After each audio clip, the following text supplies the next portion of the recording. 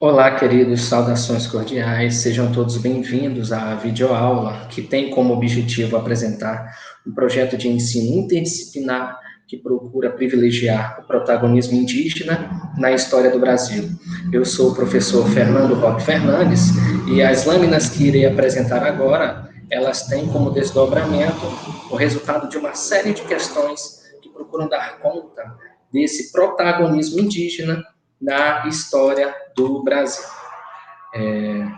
Nós temos aqui agora a apresentação do projeto de pesquisa intitulado A Questão Indígena e os Processos Históricos de Colonização da Amazônia. São várias as questões que informam essa questão da colonização na Amazônia e os agentes que estão envolvidos diante desse processo. E aí nós temos um problema, que é justamente o problema que aciona a necessidade da construção de projetos de ensino como esse, que é justamente a omissão no que diz respeito ao papel desempenhado por sujeitos e coletivos étnicos indígenas ao longo dos processos de colonização, tanto de colonização recente como de colonização antiga na história do Brasil.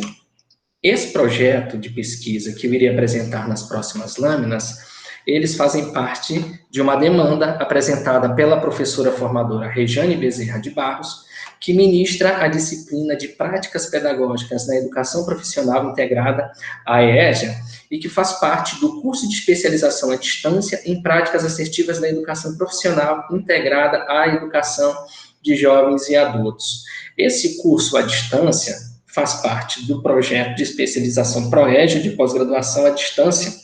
do Instituto Federal de Educação, Ciência e Tecnologia do Rio Grande do Norte, do qual eu sou discente e apresento agora essa proposta para os senhores. Com o desdobramento da temática da questão indígena e dos processos de colonização relacionados à Amazônia, nós temos aí temáticas específicas para procurar dar conta de um plano de ensino que procure interligar diferentes disciplinas. Nesse caso, o nosso tema principal é História e Memória, as sociedades indígenas no período colonial. Os objetivos gerais desses elementos iniciais procuram dar conta de uma reflexão sobre o protagonismo indígena na história do Brasil. Isso é uma questão importante, porque, tomando como uma fundamentação teórica a percepção do protagonismo indígena na história, nós acabamos nos encontrando com uma crítica no que diz respeito ao papel desempenhado por essas populações étnicas e tradicionais nas narrativas que privilegiam a história brasileira. No caso dos povos indígenas, existem uma série de questões que procuram ou desmerecer o papel desempenhado por sujeitos e coletivos étnicos, que procuram invisibilizar esses sujeitos, e ou que muitas vezes acabam, de algum modo, invisibilizando a atuação deles no que diz respeito às trajetórias que informam a nacionalidade do nosso país. Nesse sentido, os nossos objetivos específicos procuram dar conta de observar a diversidade cultural, né, na história do Brasil, na colônia, trabalhar a questão da interdisciplinaridade com os alunos, procurando dialogar com disciplinas como antropologia, literatura, história, geografia, dentre outras, desenvolver uma crítica reflexiva a partir da leitura e da análise de texto com esses sujeitos da educação básica e direcionar os discentes na interpretação do passado colonial. Entre os elementos principais que dizem respeito à justificativa, que informa a necessidade de criarmos projetos como esse, nós temos essa questão do protagonismo indígena na história, as representações históricas sobre os povos indígenas presentes nos livros didáticos, especialmente no que diz respeito a negligenciar o papel desses sujeitos e coletivos étnicos na história do Brasil,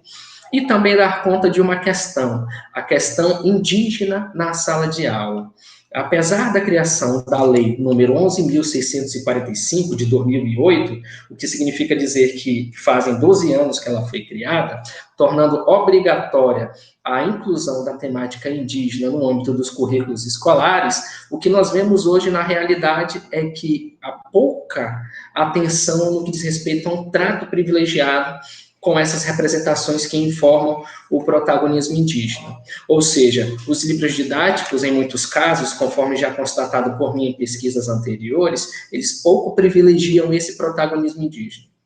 Me parece que há uma questão importante aí, porque não se trata do indígena não aparecer na narrativa historiográfica, não aparecer no livro didático. Me parece que o problema aí é o modo como os indígenas têm sido representados ao longo da história. E isso também tem muito a ver com um outro elemento principal, que é a formação de professores no que diz respeito ao trato com as relações étnico-raciais, especialmente em disciplinas de ciências humanas. Nesse sentido, o nosso projeto procura dar conta desses elementos.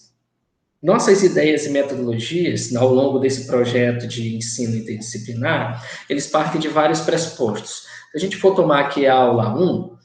eu dividi aqui em 16 aulas. O projeto pode ser dividido em bimestre, ele pode ser desenvolvido no semestre, e ele pode se constituir também como um projeto interdisciplinar, na medida em que ele possibilitar o diálogo com professores de outras áreas das ciências humanas. Para isso, a gente tem como ferramenta aí a produção de filmes, né, a apresentação de filmes, os debates em sala de aula, a análise interpretativa e reflexiva de músicas, como a música O Lobo, de Pitt. A gente tem aí a leitura e a interpretação de textos, que são ferramentas que podem ser utilizadas por várias disciplinas e que podem partir de perspectivas diferenciadas, na literatura, por exemplo, mas que podem acabar, de certo modo, problematizando esse processo de representação do papel desempenhado por sujeitos e coletivos indígenas ao longo da história do Brasil. Então, a gente tem aí na aula 1 a entrevista exploratória, que procuraria dar conta de sondar como os alunos presentes na sala de aula têm algum tipo de conhecimento que eles trazem de casa, que trazem de outros lugares, informações que eles acessam de outros lugares, e que geralmente, na maioria dos casos, e aí tem muito a ver também com o lugar de fala desse sujeito, acabam sendo visões pejorativas sobre os indígenas. Que o índio ele é selvagem, que o índio não existe, que o índio hoje é um índio genérico, que o indígena é um preguiçoso, que não quer trabalhar, que não é civilizado, aquela coisa toda. Ou seja, um dos elementos que informam a produção de um projeto de ensino interdisciplinar como esse é a necessidade de problematizar essas representações que são trazidas com os nossos alunos para a sala de aula. Então, no caso da EJA, por exemplo, a gente tem contado com uma série de discursos que acabam, de algum modo, sendo reprodução de discursos pejorativos construídos dentro do senso comum. Então, essa entrevista exploratória procura dar conta de verificar o grau de conhecimento e de desconhecimento dos nossos alunos da educação de jovens e adultos no que diz respeito à questão do trato com a temática indígena. Após essa entrevista exploratória, teríamos aí algumas explanações, produção de texto de caráter dissertativos, leitura e interpretação de textos que procuram evidenciar esse protagonismo indígena, o desenvolvimento de debates em sala de aula, a apresentação e problematização de filmes, leituras e interpretação de textos como textos produzidos por antropólogos que procuram dar conta da Amazônia pré-colonial, ou seja, de uma Amazônia, por exemplo, que existe permeada de sujeitos e coletivos étnicos muito antes da presença dos europeus,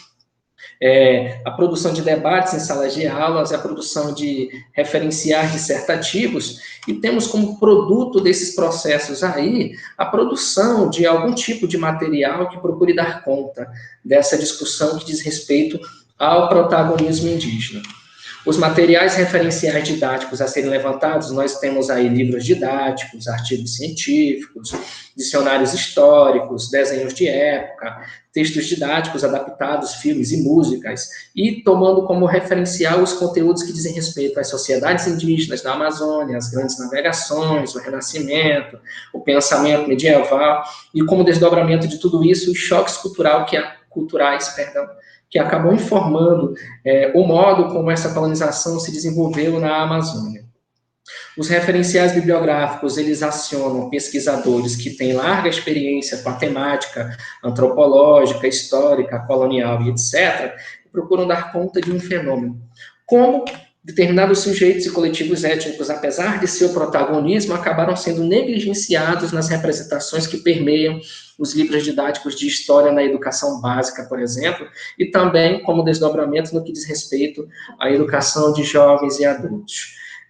Esse é um projeto que ele é importante, o link vai ser disponibilizado aos senhores na bio, vocês podem acessá-lo pelo Google Drive, Agradeço a atenção de todos, eu sou o professor Fernando e estou aqui para lhes auxiliar de algum modo. Qualquer informação, mande mensagem que estarei à disposição. Forte abraço, queridos. Saudações.